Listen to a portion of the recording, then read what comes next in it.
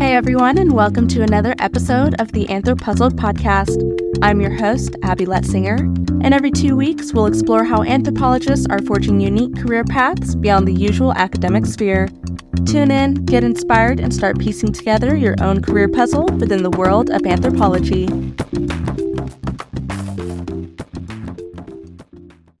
On today's episode, we have Stephen DeCasien. He graduated from Texas A&M University with a PhD in nautical archaeology and is currently a postdoctoral research fellow at Dalian University of Technology in China.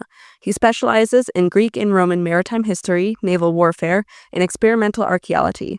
His archaeological fieldwork spans Greece and Italy, including underwater surveys at the Egadi battle site in Sicily. How are you doing today, Stephen?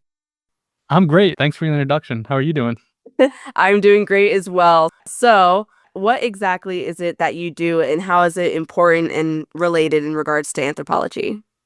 So, like you said, I graduated from Texas A&M University with a degree in nautical archaeology, but my degree is actually in anthropology. My focus was nautical archaeology. So I do have a PhD in anthropology. Nautical archaeology at Texas A&M University is housed in the anthropology department.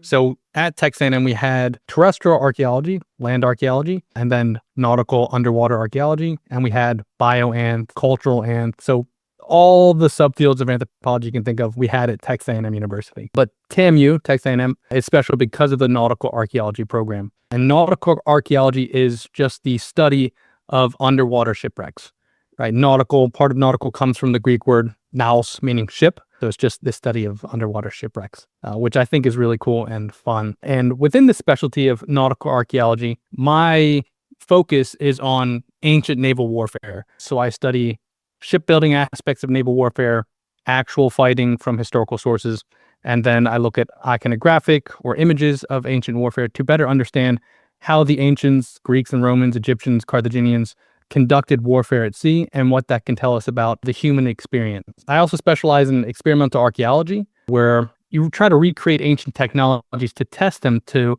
get, manpower hours, different data points that you can compare to maybe the ancient sources or imagery from the past to better understand how that type of technology was used in antiquity. So I did a project with my colleagues to recreate one of these bronze rams that I study. My very, very niche specialty is bronze rams, which are bronze encasings that go in the front of warships that were used in antiquity to strike and hit other warships to try to sink them. And the Greeks and Romans used these weapons for almost 1,000 years, so I find it very important to study them. But overall, I think the importance of studying anthropology, nautical archaeology specifically, is knowing how and why our ancestors decided to go to the sea, right? To explore the sea, to venture into the sea. Because as we know, a lot of us know, if you ever sail or go on boats, the sea is always dangerous, right? Winds, currents, etc. So the sea, and studying how people go to the sea and why, shows us about the ingenuity of the human spirit, right? So before planes, before going to space, ships, wooden ships, were the largest man-made structures that humans ever created for travel and for trade. So I think that one really cool example that I learned in my studies and that I look at is in 220 BCE, the emperor or the king, the ruler of Egypt, Ptolemy IV, built a warship called the Tessaconteres, which just means 40 oared or 40 rowed, but it is one of the largest wooden structures ever created by mankind.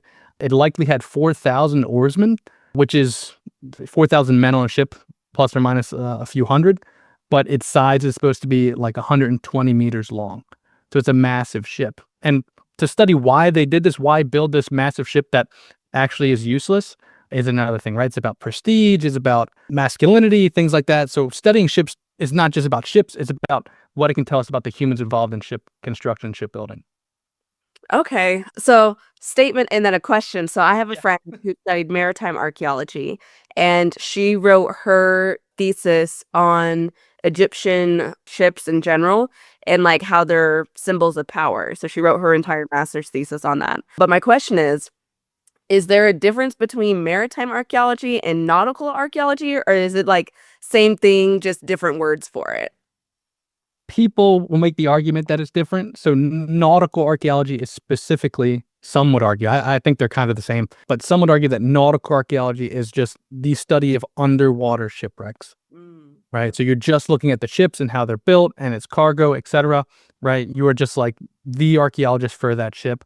Where maritime is people's interaction with the sea, all right? The communities that live near the coast, the communities that live near the Mediterranean, etc., and how they interact with each other and other seafaring communities. So they kind of go hand in hand, but one is, I guess, more general and one's more specific. But for my purposes, they really feel the same to me because I'm always doing both. And then with experimental archaeology, you had mentioned how you guys are trying to figure out how things were built and like why and the manpower it took. Would this also extend to like terrestrial archaeology of like trying to figure out how they made like stone tools or how like the pyramids were built and how that whole process worked? Is that kind of what you mean? Yeah, it's exactly the same process, right? It's just using what we know from the ancient world to try to better replicate the process to then understand more about it, right? So people who do lithic tools, like you just said, right, where they break them on their legs and they're like, how do you get the hardest, straightest point, the sharpest point? It's kind of the same concept of just recreating ancient technologies to better understand it for our own purposes and to project that type of information back into the ancient world to see what it can tell us. Okay, gotcha. So what does your day-to-day kind of look like? Because right now you're currently a postdoctoral research fellow in China. So what is that whole experience like for you and what does your day look like? So it's not so different from the United States. It is very different, but it's not so different, right? It is China. So my day to day as a postdoc is just a lot of writing, reading, and then meetings and more meetings because I am faculty technically at the school. So there's a lot of readings, reviewing other people's works, reviewing grants and things like that, and then trying to publish my papers. I'm also, as a postdoc, my main point is to do research and produce papers and research projects instead of teaching. So a lot of my day to day is emailing people, trying to get people together from different institutes, different universities to create projects that I think are fun and can get us, a good publication or at least good experience for students. So that's my day to day. We have a break right now. It's going to be Chinese New Year in February, so we have a different timetable than the United States academia. So right now I get to do more reading and writing, but next semester I'm also teaching a few classes. So my day-to-day will be getting up to teach, preparing for class, and still doing other reading and writing and things like that. So kind of just like US academia, but in China. Are there any projects or publications that you're working on that you'd like to talk about? My colleagues and I just published the information from our experimental RAM project, which was really cool in the Journal of Archaeological Science. So that project was a culmination of like 2.5 years of work. And the point of the project was to see how the ancients would have created these bronze rams. And what we did is we built the entire front of a warship, and then we followed the ancient steps the best we understood from the sources. So we put pitch, pine tar on this ship, and then we built the model in beeswax, how the ancients would have used for casting. And then we lost wax casted it, right? So we took the beeswax frame off the ship. We put it in refractory clay or silicon mold for this modern purpose. And then we burned it out and poured bronze into it to get the final product and then stuck it back onto the ship. So it's a very long, complicated process that I just shortened down for 30 seconds. But the project told us that, the ancients definitely used direct lost wax casting process to make these rams, as opposed to other scholars thought it was sand casting or a combination of indirect and direct lost wax casting. So people are interested, they can read the paper.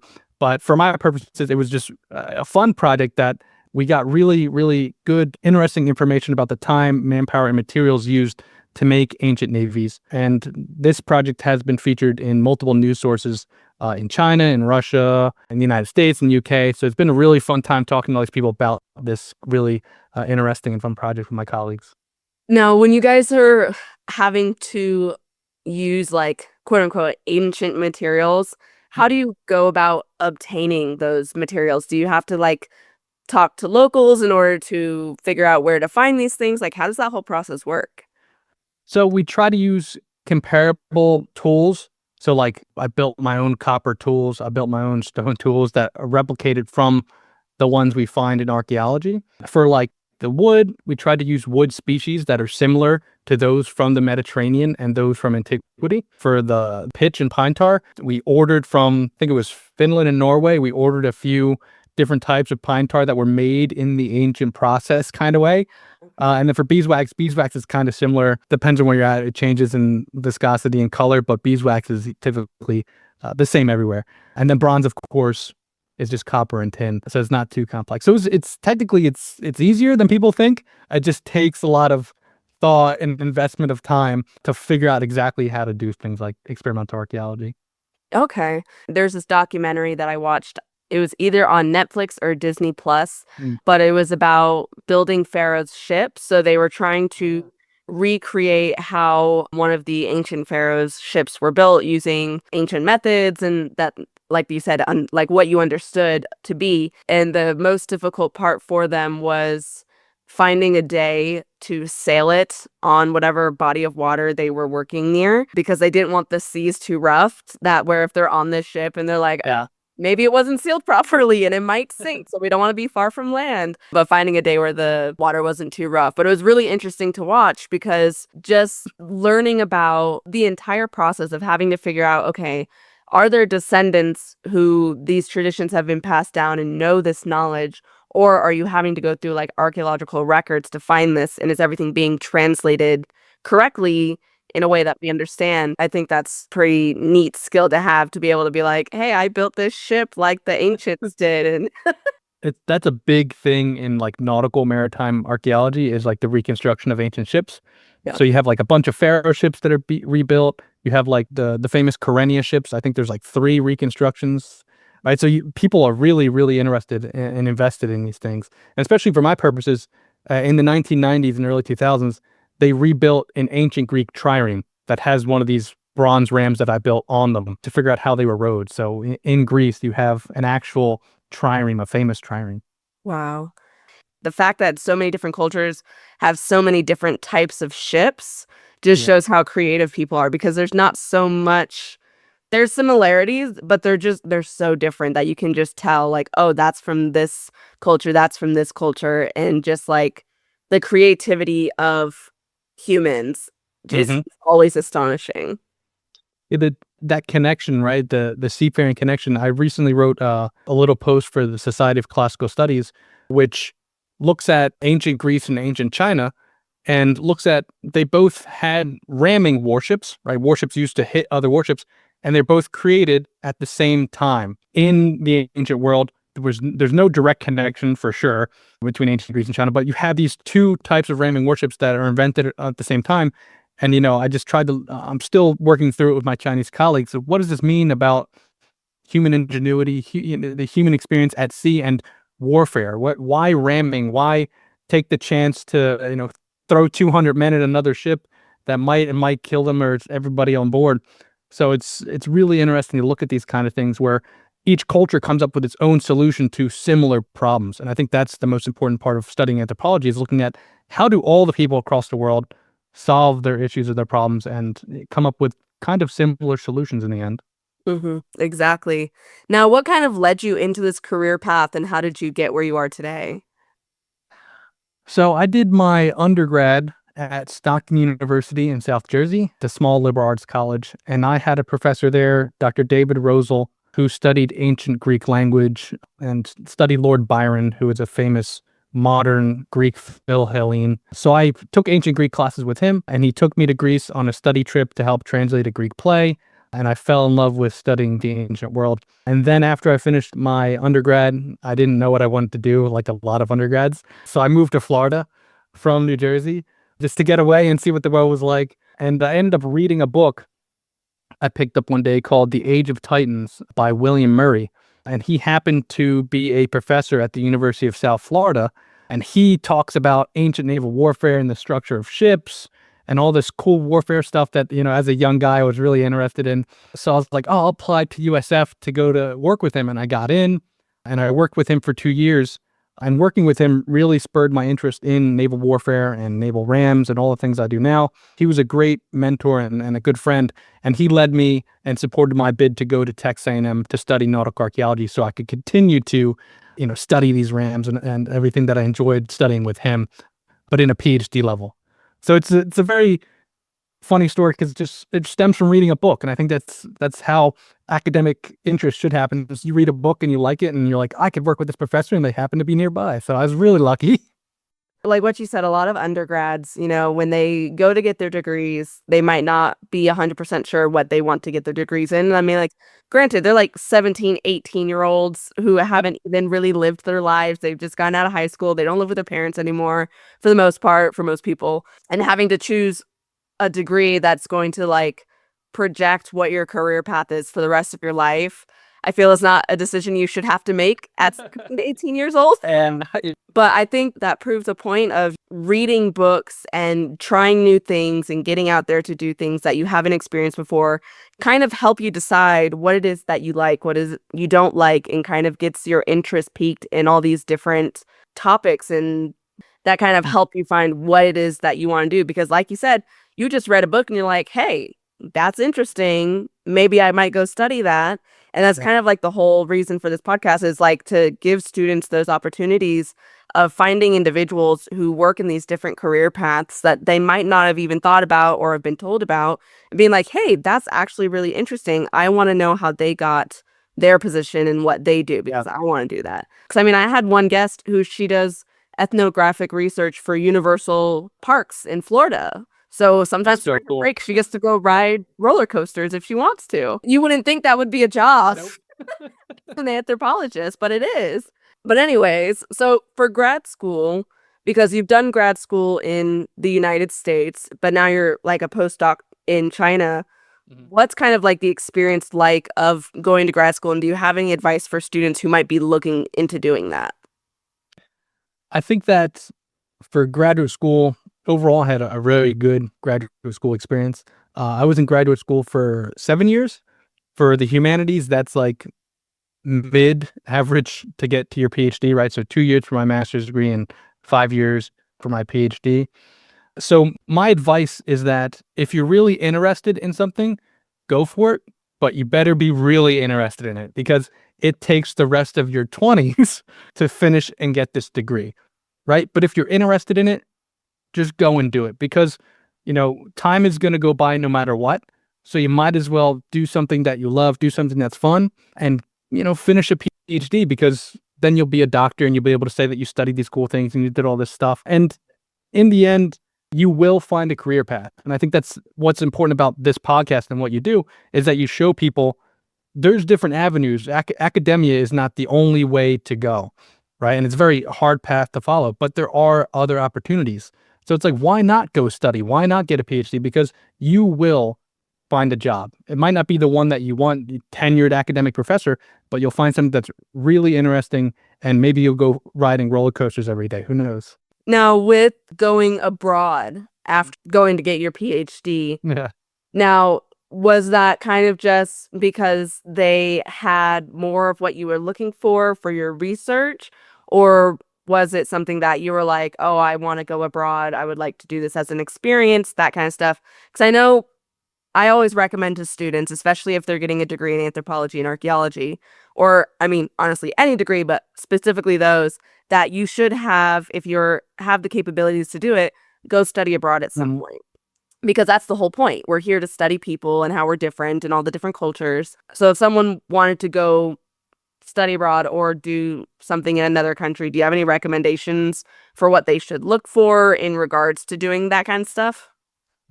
So my coming to China is two-part. One, some of my family is Chinese, so that helps. My wife is Chinese, and she wanted to be in China. So I was like, I will go once I'm done.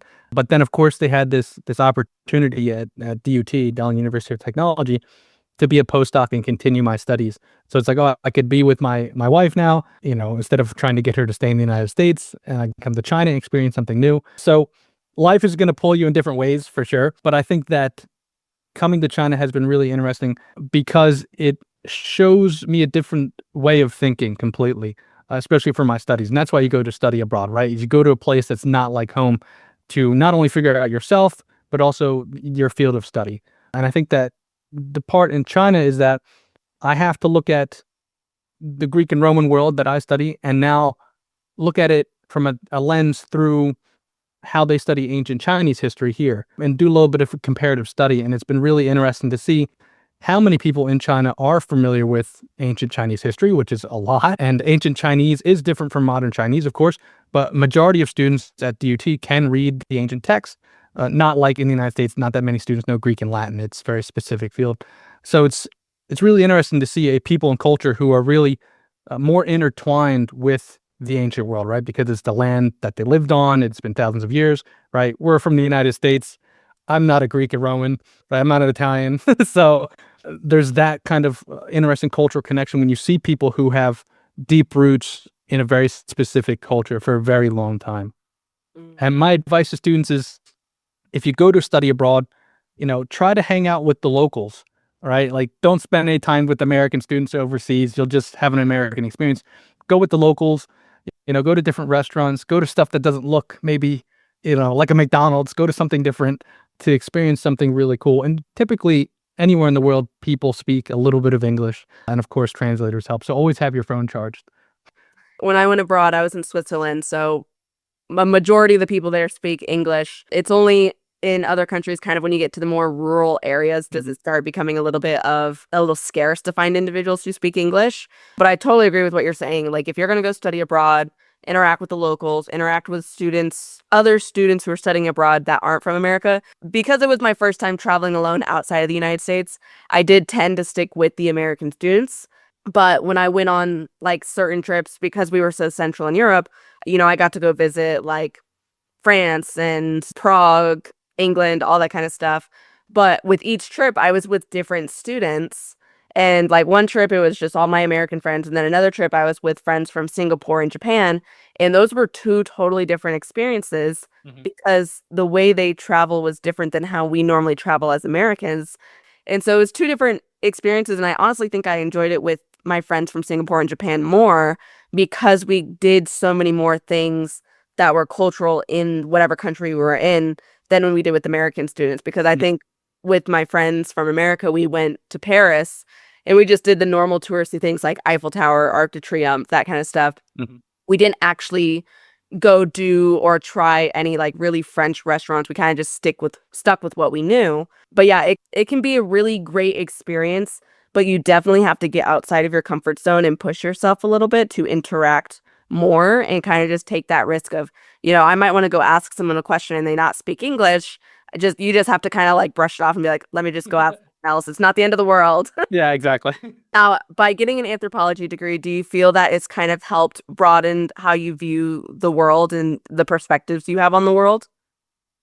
Yeah, I think that studying anthropology really prepared me kind of for this move to China because, you understand other people's cultures.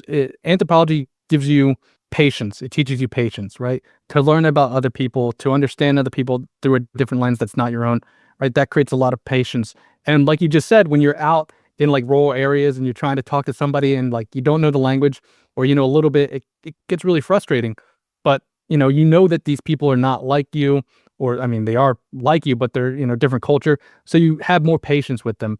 And understanding anthropology or studying anthropology and studying things like ancient China or how people eat and food cultures and things like that prepare you as a more of a global citizen, right? So you're ready to engage with anybody across the world in a civilized and good manner, which I think is the most important part of studying anthropology.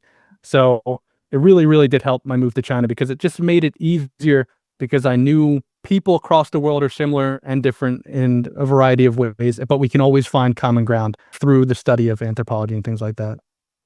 Yeah, and I totally agree. And that's why I kind of feel that anthropology classes should be a little bit more pushed in universities. Because I know sometimes when you're getting your general electives done, you have to take a humanities course. And that's usually how people stumble upon anthropology is through that. But I think it should be taught usually at a younger age, like whether it's high school, elementary school, Yeah. because we're not in a world anymore where it's hard to get to a different country or to travel to other places. So everything has become so diverse, even just in like a city in like Florida or Colorado.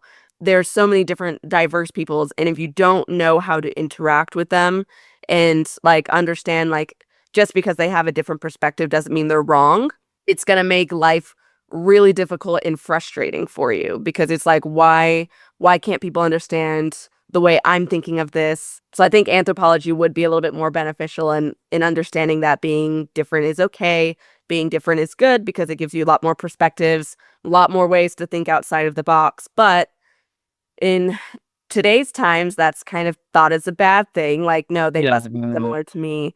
And I think we wouldn't have so many issues if we all took more anthropology classes. I agree with you on that one.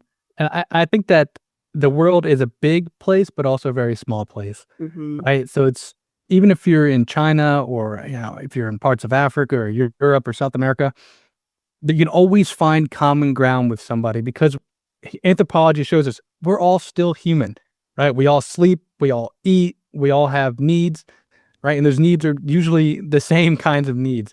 We just do it in different ways. I think that's why anthropology is so important because sure, they might be diverse or different than me.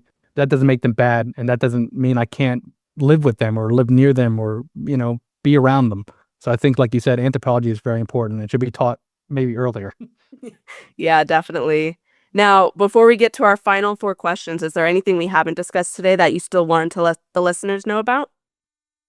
I think that one cool thing is that myself and several of my colleagues, both in the United States and China, are finally getting some steam under our project to virtually crash test some warships, which I think is really cool. So I built this, the experimental ram, and now we have 3D models of it, and we have 3D models of real rams from antiquity now. So we're going to try to crash test them to see like how actually difficult was naval warfare. What is the impact? What's the damage? And things like that. How does bronze under pressure when it strikes another bronze ram break and things like that? So it's going to be a really cool project to find out, is ancient naval warfare really as dangerous as we think it is? Yeah. If I was on a boat, I don't think I would want to ram another boat in the risk of it breaking my boat and Yeah. then it's sinking. Like if you were in a really small body of water and you could swim back to shore, then I guess. But I feel like that there's not much thought of self-preservation when you're doing that. Yeah, I mean it's a really interesting. I haven't read any papers, and maybe that's something someone should do. Is the psychology behind it, right? So you're in a warship, let's say, in a trireme that has about 200 people rowing it, and you're not looking at the direction you're going to hit either. So when you hit something, it's a shock, and then who knows how many of these people, the 200 of them, can actually swim, Mhm.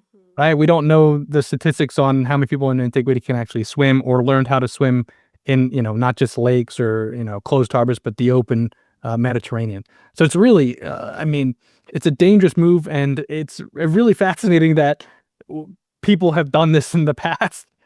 But Yeah. then again, anthropology shows that people do crazy things. Yeah, it's pretty much a big game of chicken on the water. Yeah, it is exactly. Well, I guess my first question to you is what is the best piece of advice that you would offer to someone who's interested in getting into the field of nautical archaeology? For the field of nautical archaeology, I would say that you need to, as a student, find something that you really like first. So if it's the study of Viking ships, right? Stick with it, stay with it, try your best, read all the information you can. But I think the most important thing is after you find something that you enjoy to read and study, which will maintain your studies throughout your career or your graduate school, is to find a good advisor, right? A good advisor can change your life. They can make graduate school easy. They can make it fun. They can make finding a job easier. Their connections, there's similar people attract similar people, right? Nice people attract nice people. So if you have a bad advisor, graduate school is very, very hard. So I suggest to students, undergrads who are going to grad school, to take not only time to look at what they want to do, but look at the people who are in the field and the advisors and see what the publications are, see if they have any interviews like podcasts, where they've talked to the general public and see if you can gauge if they're actually nice people, real people. Because some advisors, if they're not well invested in student learning or student research, you're not going to get that much out of your education. And it's your education, right? It's not someone else's. So I think that being interested in your field is really important first, and then finding a good or great advisor is the most important part. Okay. Now, are there any changes you wish to see in your industry? In my industry, in academia, I wish that there was more good jobs for academics when they come out of academia, right? Tenure track is the dream job, but a lot of that is not realistic now, certainly in this political and economic climate. But I think the problem with academia is that a lot of schools are getting rid of tenure track lines, and instead of making them multi-year, job application stuff like 3-year or 6-year posts, they're making a 1-year adjunct professorship where these teachers are teaching 5 classes a semester, and they're always really good people, really good researchers, and they're trying to give the students good experiences, but every single year they have to fight for their job. And I think that makes the student experience worse at the university. And I wish that the university, think that all academics think this way, is that the university in the United States, at least, and some other parts of the world, has become a business that sometimes teaches classes, right? So a lot of academic bloat, right? You have admins, deans, and these people, there's nothing wrong with them. It's just, when you have 20 deans and 1 adjunct professor who teaches 5 classes, and you have all these students that need this class, you should have more professors than you do deans. So that's just my humble opinion. Yeah, I definitely believe that with classes, especially if they're required courses, you need multiple professors for them, because there was one course that I had to take for my degree, and it only had 1 professor for it, and he only taught online, but his, my rate professor was like a 1 star. It was really, really bad. And multiple students had gone to the dean about this teacher, be like, hey, a lot of his PowerPoints have errors in it. The tests have errors. He's not teaching. You learn from the TA. And they're like, no, it's just a hard class. And I'm like, it's an unnecessarily hard class. If there was another professor, I would have taken the other professor. But yeah, definitely. And it also doesn't help that there's this ongoing attack with higher education going on, and pulling of funding if they're not participating in what the administration wants. Yeah. And so it's making it a lot harder for students to have access to higher education. Even those who have a better chance of getting in, it's getting a lot harder for that. And then the cost of education is outrageous. Yeah. And that is due to lack of public funding, and you're having to get funding from large corporations which have agendas, and then you have to get money from alumni, and they're trying to pay off student loans. They don't have money for you. Yeah, exactly. So there needs to be a bigger push in all rounds of education, down from kindergarten up to higher ed, because education is the backbone of a country. If your population is not educated, you're not going to advance very far. You're just going to keep regressing back into not so great past. Yeah. No. I think one of the funniest thing is that when you ask people, in your childhood and in your adolescence, who was your favorite person who inspired you most? It's typically teachers, right? So it's why not pay these people who are our inspiration, who show us how to live life, educate us? Why not give them a better salary, a better life? I mean, I feel like it's a big contradiction, right? The whole education system where we award bad things in the administration and we hurt teachers, when teachers are the one who are on the field doing the hard work. So I hope that the industry can eventually change, but we're just 2 little people here, against the world. Yeah. Now, on the flip side, what do you just absolutely love about your job in the industry you work in? I think it's one word. I think it's discovery, right? I get to discover and see things that people don't ever get to study or see. So in my archaeological fieldwork at the Battle of the Agadi Island site, it is the only known and discovered ancient naval battlefield from antiquity. So it's over 2,000 years old. The battle occurred in 241 BCE between Rome and Carthage, and all the wares, all the helmets, the swords, the bronze rams that I study, all of them fell to the seafloor. And we go with the AOV, ROV, and the research team to look at these items and bring them up. So sometimes, this is a huge international project, right? The Italians, the Americans, we bring up a ram that hasn't seen sunlight in over 2,000 years. And I get to be one of the first people to see it. And I'm extremely thankful for, the superintendent of the sea and RPM Nautical Foundation that I work with to let me have this experience, right? It's really wild when you do archaeology to be like, no one's touched this, no one's seen this in 2,000 years, and you're the first person. I can't explain the feeling. Like your heart is racing, but you're also very calm because you're supposed to be like this expert. So you got to put on a good face, but like inside I'm freaking out. So I think that's the main point is discovery and finding these really cool things. Now, where can listeners learn more about you and what you do? They can follow me on Blue Sky. So it's just my name at Blue Sky. And then I have my own personal website, which again is just myname.com. And I typically post on Blue Sky just about ancient naval warfare and seafaring stuff. Nothing else really. I just like to do ancient history on my Blue Sky. And then on my website, I just update my publications and just have cool stuff about my project and what's ongoing with my own research. Okay, awesome. Well, thank you so much for taking the time out of your day to talk with me about nautical archaeology. Hopefully this inspires some students to want to get into that and start exploring all the different countries that have nautical archaeology, because there's so many. Yeah. The world is so big and the water takes up so much of space of Earth. There's got to be so many cultures out there that you could literally pick. You could throw a dart at a map. They'll probably have nautical archaeology. Yeah. But again, I had a great time chatting with you and learning Great. a whole other side to nautical archaeology than what I've heard from my friend who does maritime archaeology. So it's nice to know that there's different forms of archaeology within the same like field of like, oh, there's the ocean, but you have maritime, and then you have nautical. It's the same, but it's not the same at the same time. So I think that's really cool. So thank you so much. Oh, thank you. I really enjoyed this. Awesome. All right. Well, then you have a fantastic rest of your day. Yeah, stay time. All right, thank you. Bye. Thanks for listening to another episode of AnthroPuzzled. This show was produced by me and distributed in collaboration with the American Anthropological Association. A special thanks to Cheyenne Brewer for editing the website, L. Akers for the incredible logo design, and to AnthroPuzzled's intern Fiona for the episode descriptions. The music is courtesy of Chad Crouch, aka Poddington Bear of Sound and Picture. If you have any questions, you can reach me at abby.letzinger@anthropuzzled.com or as AnthroPuzzled on Instagram, Facebook, and YouTube. Until next time.